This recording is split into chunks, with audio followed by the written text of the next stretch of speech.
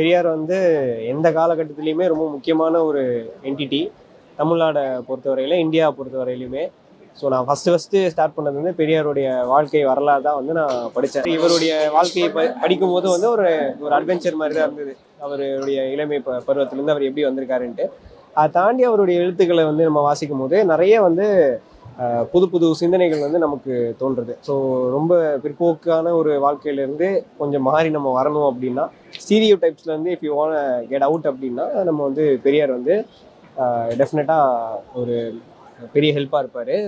Specifically for young generation அப்படின்னு நினைக்கிறேன். But Periyar பொறுத்த மட்டில் வந்து கடவுள் மறுப்பு, இவர் வந்து ஜாதிக்கு அகேன்ஸ்டாக பேசுகிறாரு அப்படின்ட்டு சொல்லி வந்து ஒரு ஒதுக்கி மற்ற ஆடியன்ஸ் கிட்ட வந்து ரீச் ஆகாத ஒரு இடத்துல வந்து வச்சுருக்காங்க. பட் அவர் அதை தாண்டி நிறைய விஷயங்கள் வந்து பேசியிருக்காரு.